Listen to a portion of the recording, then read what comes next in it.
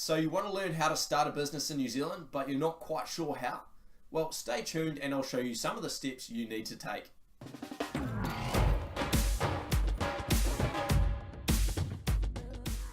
Before we get started, I'll be creating a playlist dedicated to walking you through the steps you need to take in order to start a business in New Zealand. So don't forget to hit that subscribe button down there. That way you'll be able to keep in the loop with all of the new content I provide, and you'll be able to start that business you've always wanted to. Also, if you want to give us a thumbs up, it'll be massively appreciated and help get this content in front of more people. Alright, so jumping into it, we need to first figure out where your head's at. Why are you starting a business? Is it for monetary gain, or is it because you're passionate about what you're doing? If the main reason you are starting a business is monetary gain, then I strongly suggest you reconsider. It will make it so much harder in the long run, and the chances of you failing are much greater. Warning heeded, we need to jump into some further questions. How much money do you need to make from this business? Is it going to be your only income, or can you afford to work part-time while you're also starting up your business?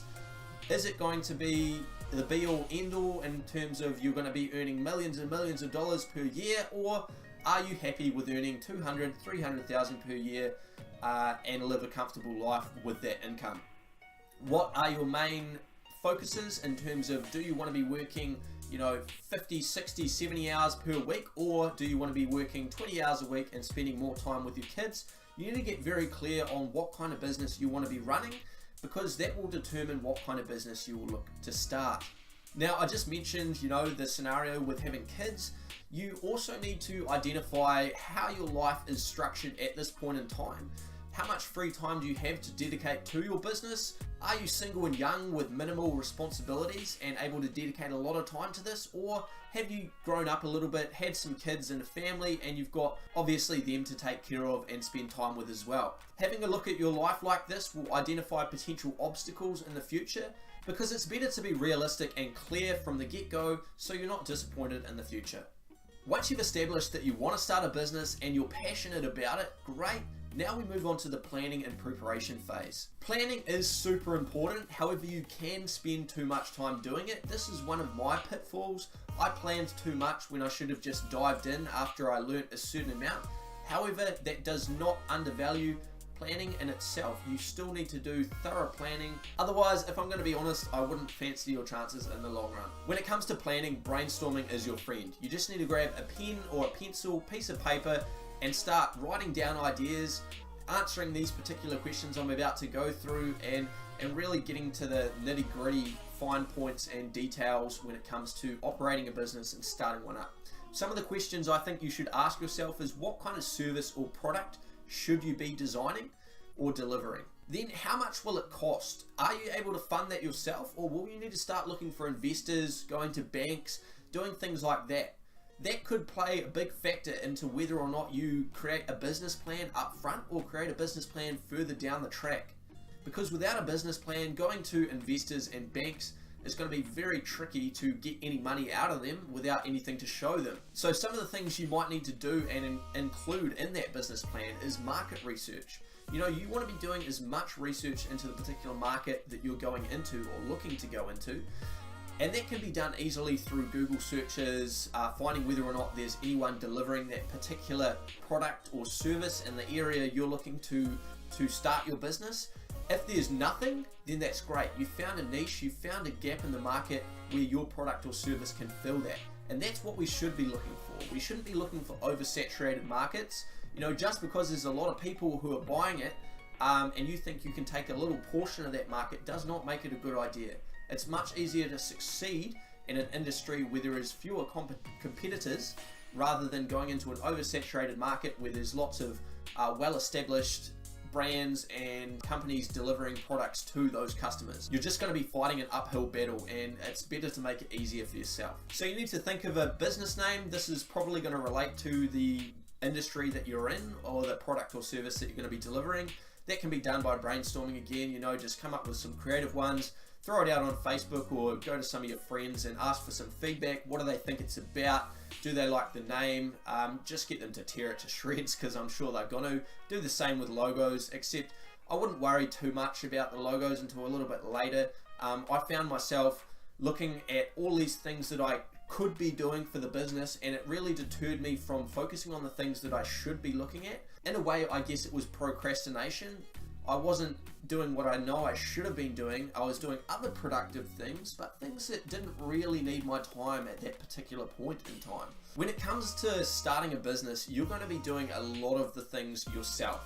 So it's good to get clued up early on. So I advise you to start reading books and reaching out to local business owners, friends, or going through Facebook and just randomly messaging people with propositions. Try to add some value, and you never know, you might befriend one of them, and then all of a sudden you've got a business mentor that can help guide you through the process of starting up. There's nothing quite like someone who's gone through all of the problems you're about to, telling you their advice on how they've overcome those obstacles and helping you to avoid making the similar mistakes. On top of having business mentors, I'd also recommend consulting with local professionals in the industries that you're going into, as well as lawyers and accountants, to make sure you really structure your business properly and you understand how to financially set your business up. There's also regulations that need to be taken into account. These can be found on the gov.biz website, and have a look through there. They've got a great search feature that I'll link down below that you can use to look up any particular regulations that may pertain to your industry. Now you may be thinking to yourself, holy shit, that is a lot of stuff to remember, and how am I ever going to find the time to remember everything that you've just gone through? Well, as I said earlier, I'll be creating a playlist that'll be linked up there, and don't forget to subscribe down there. That way you'll never miss a video. Now, we're not done yet. The next step is to validate your idea. If you're an online business, this can be done easily by creating a quick website, throwing it up there, and driving some traffic to it. Have a lead generation form on there where people put their name and email address in to sign up for the product that you have yet to create or service that you have yet to deliver. That way you'll be able to identify whether or not there is actually a want for that product in the market, and it will give you some confidence going forward that you have validated that idea and people will actually buy the product once it's been created. For physical products, a website could work as well, or you could do direct Facebook marketing. Spend a couple of $100 on a Facebook ad and specifically target the niche of people that you are looking to have as your customer base. Facebook ads are great because you can target age, you can target location, you can target nationality, you can target pretty much everything. So spending a couple of $100 now could save you tens of thousands of dollars down the track when you discover that no one actually wants the product hundreds of hours and tens of thousands of dollars later. So it can be a very expensive or inexpensive process depending on how you choose to approach it.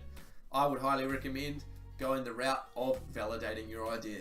Once your head's in the right space, you've done all the planning and you've validated your idea, it's time to actually set up your business. First of all, you want to create a Real Me login if you haven't already.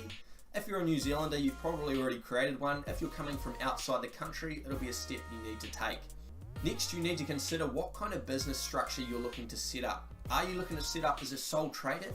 Sole traders are most commonly set up for freelancers and contractors. Basically, in a nutshell, you are the business, and it makes it a little bit more difficult to sell down the line and grow if that's what you're looking to do. However, for the average Joe, sole trader is probably the best way to go, and it is the most popular business structure in New Zealand.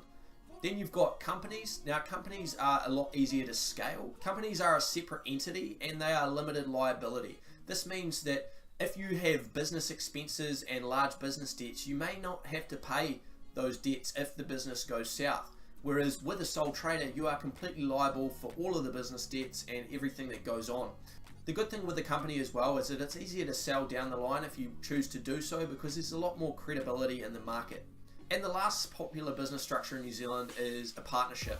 Partnerships are great for firms. For example, if you're going into law with a partner, you'll quite often see both of their names in the title of the company, as well as accountants and other professional industries. Now to rattle off a few quick fire things you need to consider: whether or not you need shareholders or directors, if you need to register for GST or not, and whether or not a trademark would be applicable to your business name or logo as well.